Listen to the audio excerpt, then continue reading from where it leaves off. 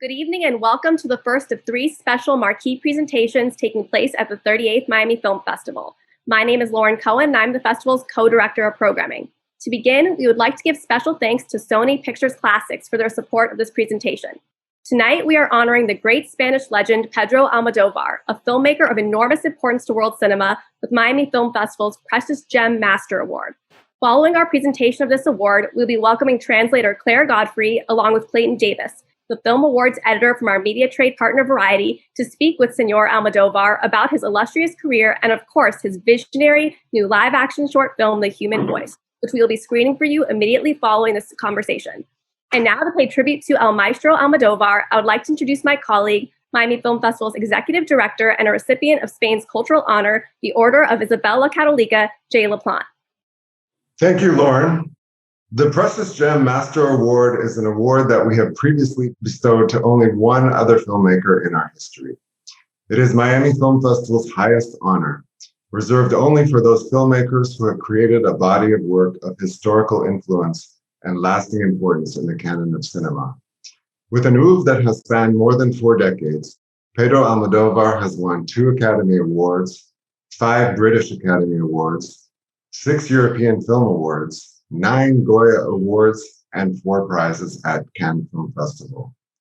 At the Miami Film Festival's very first edition in 1984, the festival's founder, Nat Chediak, was perhaps the first in North America to recognize the distinctive voice of what was then a raw and propulsive new talent, with the inclusion of Almodóvar's 3rd feature, Dark Habits, in the inaugural official selection. And in our 37th season of programming, Almodóvar's most recent classic, Pain and Glory, served as the opening night selection of our annual Gems edition.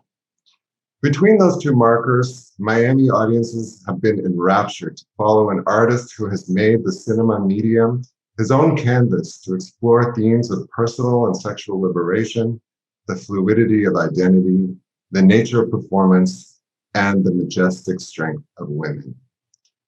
Every film he has made has a distinct and classic identity, with titles such as Matador, Women on the Verge of a Nervous Breakdown, Talk to Her, Bad Education, and All About My Mother, forever establishing themselves as inimitable originals.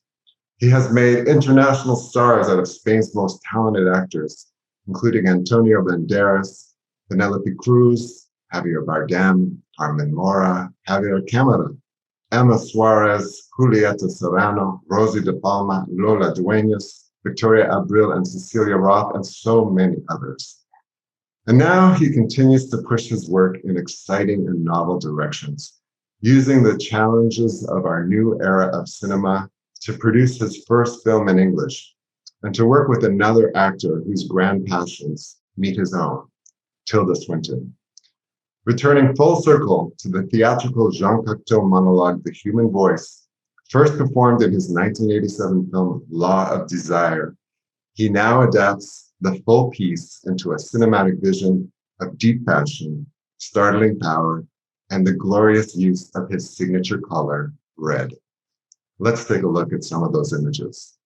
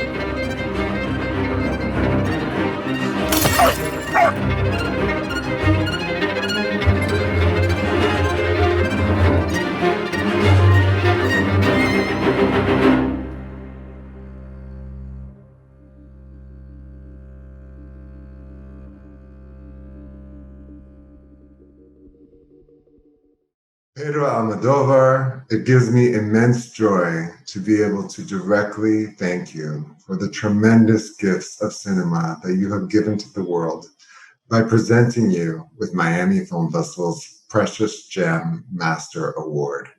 Muchísimas gracias. No, muchísimas gracias, debo daros yo por este premio y me hace mucha ilusión también que sea en el primer lugar donde se vio una película mía internacionalmente. Es decir, como han mencionado antes, en el Festival de Miami del 83-84.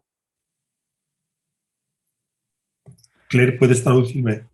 Yes, thank you so much. It really should be me thanking you for this award. It's so exciting, actually, to be given this award from you, from a film festival, which actually was the very first place that one of my films was screened internationally, as you yourself said, at the Miami Film Festival. That was back in 1983-84. Y en el caso de mencionar mi última película, bueno, aunque sea un cortometraje, de Human Voice, también me hace mucha ilusión que esté incluida en este premio, porque rodar este corto ha sido para mí como un capricho, ha sido como volver a debutar, y es maravillosa la sensación de que estás empezando en algo. El hecho de ser un cortometraje me ha permitido muchas más libertades que si fuera un largometraje, y estoy, la verdad, muy feliz primeramente de haber superado el examen haciéndolo en inglés y de la buena química que ha habido entre Tilda Swinton, la protagonista, y yo mismo. Yo creo que la clave de que el corto haya resultado lo que es por la fe ciega que Tilda tenía en mí.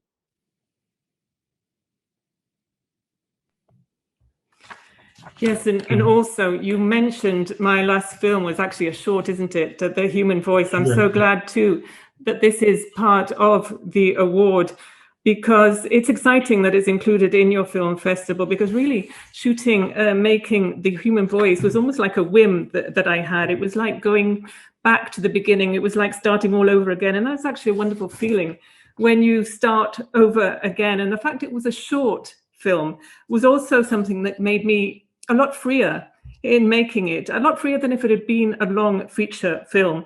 And I'm really, really happy that I actually passed the exam, that I made my first film in English. And I'm also delighted that there was so much good chemistry between the Tilda Swinton, the actor, and myself. And I think really that's the key to it all. What makes the film what it is really the blind faith that Tilda had in me as a director. So I have to dedicate also this award to to Tilda, which is, I mean, my last muse. And of course, to all the wonderful actresses and actors that you mentioned before, Antonio Banderas, Penélope Cruz, Carmen Maura. I think I was very lucky because I could work with the best actresses of my country and the best actors. And so they are a very important part of my filmography. Hello, Pedro. How are you? Okay, and you? It's so good to meet you. I'm so happy to be here with you. I've been joking with people all day. I'm going to be talking to my dad. He just doesn't know I'm his son yet. So I'm really happy to be here with you. First of all, congratulations on your award. It's so well deserved. My first question to you is, at 71 years old, you're still making films just as quickly and as passionately as you were, 40, 50 years ago. Do you still feel that same passion today as you did when you first started? Yeah, well, this is something that didn't change with the time. I mean, the only change is that now I'm much more conscious about that passion. And then then I feel a little more insecure now than before, because I know how important to make a movie is for me. So I mean, with the time, at the beginning, at the 80s, when I start, I could do everything. I mean, I could do a movie and during to be all the night alone out because it was a wonderful period for Madrid. And then it was a very intense way that also inspired my own work. Now, I mean, with the time, yes, I quit the night. I quit many pleasures, by the way, and just concentrate exclusively in just to write and shoot a movie, because I discovered with the time that it was really, I mean, the more important thing for me. So I live because just to have something to tell. Sometimes I got the feeling that even my life is an excuse to be told in one of my movies. Excellent. So the passion is already the same, is even more. Good, awesome. As you know, you're making your English language debut with The Human Voice with Tilda Swinton, which, by the way, is the perfect marriage of director and actress that I've seen. It's like one of those things that we just wish we saw a lot sooner.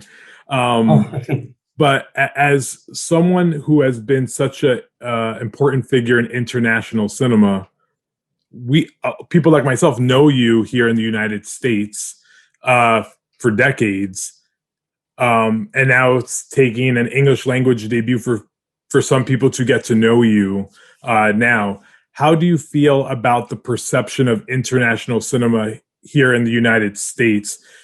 Did you feel any pressure to have to deliver an English language film, or is it something you're just ready to do? Well, you know, since the beginning, I mean, basically after Women the Events of a Never Breakdown, that it was a big success, and also it has a nomination for the Oscar. And then I received the first demanding to make a movie in English. Well, in that case, it was to make a remake of Women in English. But I mean, I was not interested in doing that. But also, I mean, sometimes, I mean, from Hollywood, I receive a proposition, and I don't know. I mean, I never felt sure enough to do it. I felt very insecure, and also that when, I mean, that was more than 30 years when that proposition came, I was old enough to know exactly what was my ambition. And my ambition, it was basically to make movies, I mean, in complete independence and in a complete free way. And I knew that for that, the type of stories that I wanted to tell, for me, it was easier to do it in Spanish, even with, of course, with less money, perhaps with not big stars of Hollywood. But at the moment that I was living in Spain with a new democracy, you know, it was the best place for me to develop my career. So I didn't, and also I, you know, I think the industry was quite generous to me, because I know that the arty places with movies with subtitles, I mean, the people are not so crazy about going there just to read. But for me, it was enough. I mean, I think that I was seen by the right people, I mean, that watch my movies. I got the impression that after the big phenomenon of parasites, there is less complex for the young people to go to a theater and to go beyond the subtitles, like Bong Joon-ho said in one of his adaptations of the many prizes that he got. So, and also with the music happened the same. For the first time, I mean, not Latin music, but Hispanic music. Hispanic, I mean, music in Spanish is more in vogue than ever. And so, I mean, I think the young audience is more they more than ever just read subtitles and is accustomed to that. Awesome. I have to ask you a question about Tilda Swinton, but first I have to share with you how I was a little upset after seeing The Human Voice, because for anyone who doesn't know, it's 30 minutes long. If it was 10 minutes longer, it would qualify for Best Picture at the Oscars. So now you're in the short category, but I feel like it's a full movie on its own. But can you talk about working with Tilda Swinton and the magic you guys create in this film and together? So, I mean, I knew Tilda from a long time ago, and we felt always very close. Even it was this kind of relation that always in ceremonies, on words, on social events. But I had the feeling that I felt very close to her, and in any case, I was a big admirer of her work. I mean, for me, just physically, Tilda is so versatile or versatile, how you say? Well, that she could make and she could play every kind of character. So I took the advantage of making a short just to do it in English, because as I didn't dare to do a long feature in English, then I planned to try with a small movie, and just immediately I asked her to be in the movie. Bueno, voy a hablar en español. Lo increíble, o sea, porque Tilda me hizo muy fácil el hecho de pasar del español al inglés, porque la verdad es que, como he mencionado antes, desde el principio había una química increíble entre ella y yo.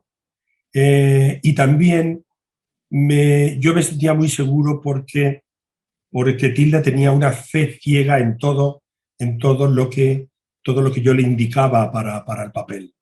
Después también, ella lo decía al final del rodaje, que en efecto daba igual que la lengua que habláramos, que nuestra lengua en común era la lengua cinematográfica.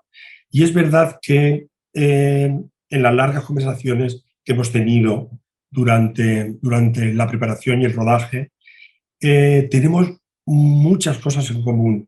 Nos gustan casi las mismas obras, los mismos directores, el mismo equipo de película.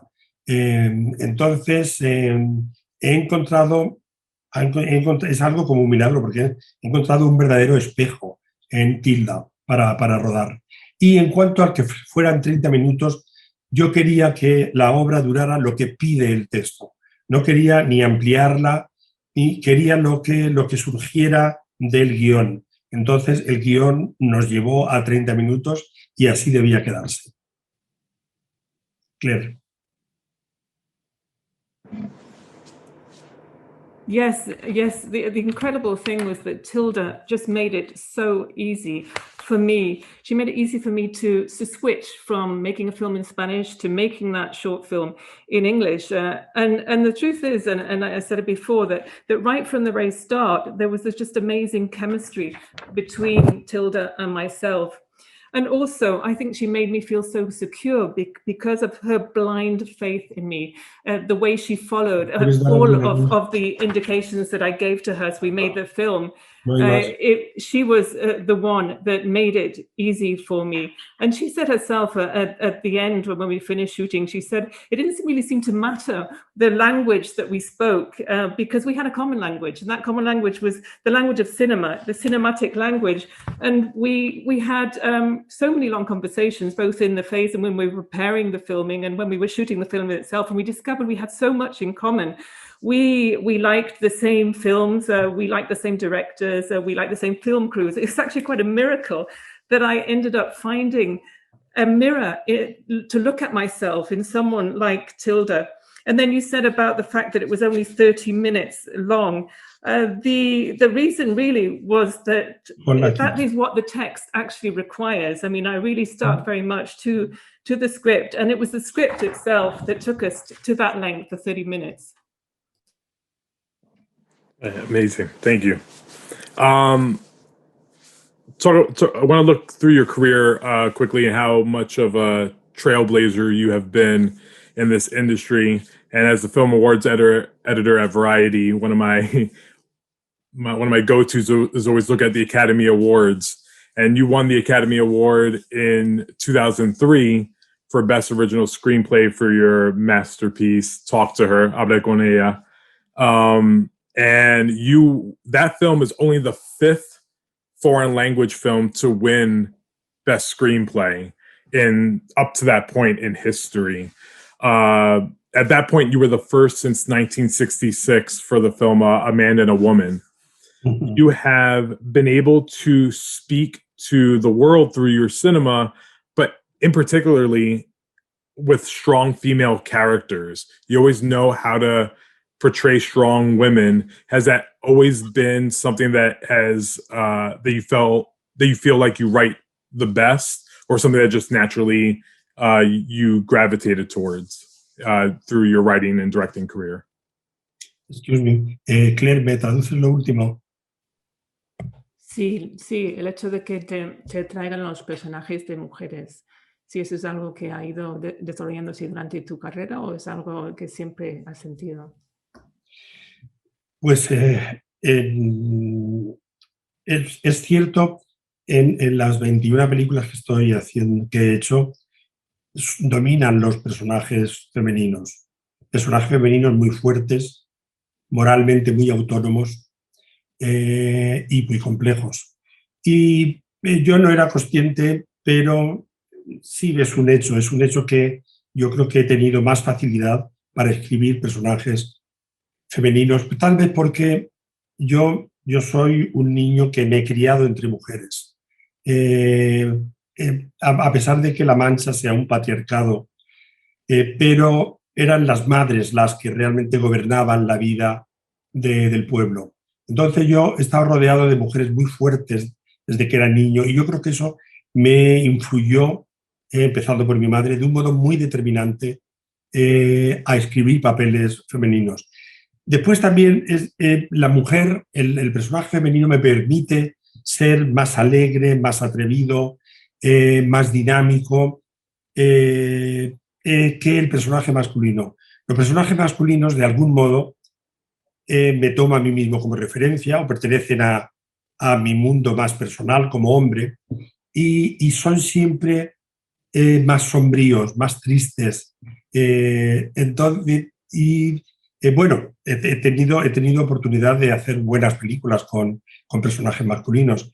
Hablé con ella, es un personaje masculino el que cuenta la historia, el enfermero, interpretado por Javier Cámara, y la última película, Dolor y Gloria, es el personaje de Antonio Banderas, sobre el que cuento, el que mueve la historia. Pero es cierto que la diferencia que yo encuentro es que los personajes masculinos me llevan a un terreno que es muy personal, y que entonces no puedo emplear el mismo humor que empleo cuando hablo de un personaje femenino, o la misma espontaneidad. Creo que el hecho de haber vivido y sido educado por mujeres, y también el hecho de cómo es la mujer española, a mí me resulta más inspiradora para hablar de ella que yo mismo, a pesar de haber hecho Dolor y Gloria, que se parece mucho a mi vida. Claire. Yes, it is true. That in those 21 films that I've made during my career, the female characters, the women, dominate completely, and all of those characters are extremely strong women. They're morally independent. They're also highly complex as characters. I don't think I was really aware of the fact that I was being drawn to the female characters myself, but it just seems easier for me to write about women as the characters in my movies. And I would guess maybe it's because as a boy, when I was growing up in a little village in La Mancha in Spain, that I was brought up by women and around women all the time.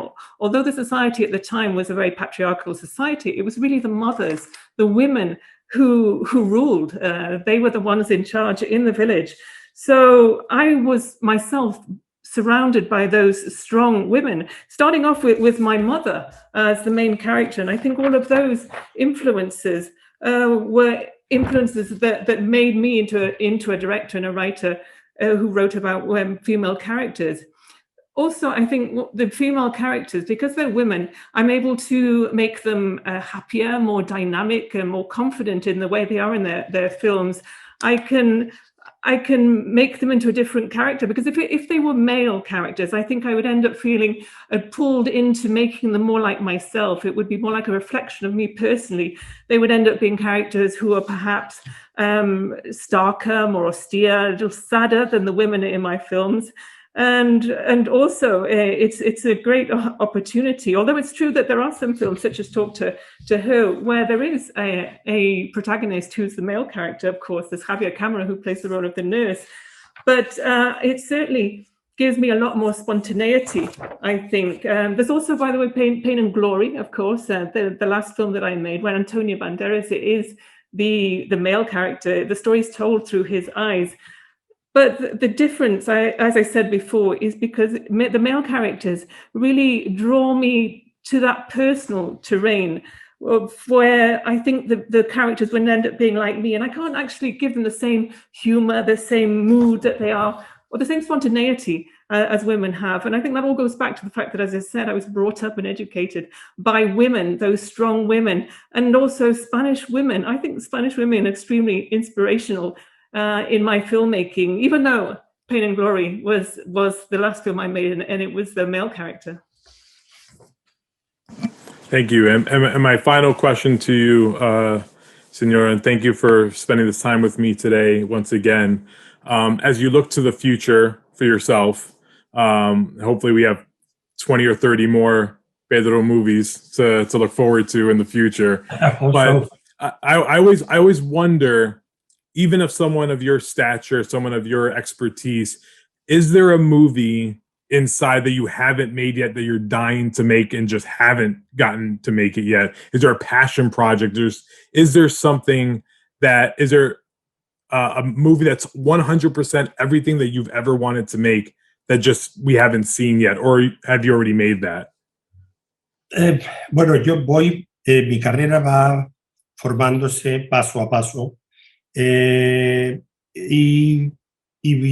bueno, más que en el futuro, ha habido, por ejemplo, en el pasado, ha habido películas que me hubiera gustado hacer. Por ejemplo, yo, cuando nada más leer El silencio de los corderos, aunque parezca poco verosímil, pedí los derechos del libro para hacerla, pero ya estaban vendidos y la hizo, y muy bien, Jonathan Demme. He tenido algunos deseos de hacer alguna novela en inglés, pero que en su momento ya no podía ser. Pero ahora no tengo la sensación de que estoy trabajando, persiguiendo un sueño que no he conseguido hasta ahora. Mi sueño realmente es seguir haciendo películas, que me vaya la vida en ello, que tenga salud, claro, para hacerlas, y que me identifique con todas ellas, con todo lo que me queda por hacer. O sea, que nunca me sienta ajeno ni a los errores ni a las cualidades de las películas que hago. Entonces, no tengo, o sea, bueno, la verdad es que sí había una película que quería hacer, pero que creo que no debo dar el título porque alguien la hará por mí, y sobre una autora americana que me gustaba mucho, pero que implicaba moverme justamente durante esta pandemia, porque no ocurría en España, sino ocurría en México y en Estados Unidos, y desgraciadamente por la situación en la que estamos viviendo he tenido que salir de ese proyecto, pero bueno, afortunadamente tengo otro en español. Pero sí, había un proyecto en inglés que sí me hubiera gustado hacer, y que espero que haya otro director que lo haga. Pero no puedo decirte, no debo decirte el nombre. Yes, well, my career really has been a career that has developed step by step. And rather than saying that there may be a dream or a project that I'd be looking forward to in the future, I think I could, with hindsight, looking back, there have been films that I would have liked to have made, I think, in my career. For instance, when I first read The Silence of the Lambs, now this might sound a little incredible to you, unbelievable, I did actually rush off to see if I could get the rights for that film, but of course the rights were already taken, of course, and Jonathan Debney made a wonderful film out of that book at the time. I've also perhaps wished I could put into a film certain novels in English, but that couldn't be either at the time. But I don't get the feeling that I'm chasing any dream that I can't quite grasp anymore in the future. I mean, my dream really is all about just spending my life making films, being healthy enough, of course, to carry on making those films, and to be sure that all the films that I make are films that I can really identify with. The fact that I should never feel that the films, the mistakes in them, the quality of the films have nothing to do with me at all. They're mine, completely mine, I think. And yes, there is actually one film that I would have really liked to have made, and I can't give you, I shouldn't give you the name of the film, I can't tell you the title, because I'm sure someone else will take up this project as we move forward. But it was an American author. And the thing was that I had to travel from Spain, of course, in the midst of the pandemic, and because it would have been set in Mexico and the US. And unfortunately, that just wasn't possible, and I had to back out of that project. But now I've got my project now in Spanish, of course, the new film. But yes, I think there was that one occasion where it could have been an English film. And I should hope, of course, that some director will pick up on that, but I really shouldn't tell you the name at all. Well, thinking about that, there is a movie that I did already in the past, Women in the Universe of an Ever Breakdown, that I really would like to do again, not the same movie, but the same type of comedy. And I tried and I couldn't. I mean, I don't know how I did it in the moment, but I always felt like to go back to this kind of crazy comedy, like Women. And I tried to write it, but I couldn't. So that was the dream that perhaps I can get in the future. And I believe you can do it. You can do it. Oh, yes. You can do anything. I don't know. Okay, I will try. Okay. I look forward to it. Anything that you have coming, we'll look forward to. But I'm out of time with you. I could spend days with you speaking with you about your career and everything. But thank you, Pedro, for everything that you've given to cinema, and congratulations on your new film, The Human Voice. It really is fantastic. Thank you so much. And thank you to the Miami Film Festival once again for hosting this conversation. And tell everyone to go see the movie when it's out in March. Yes, it is. Thank you. It will release. Yes. Thank you. No, thank you so much for being. It was a pleasure to talk to you. Thank you. It was an honor. Thank you.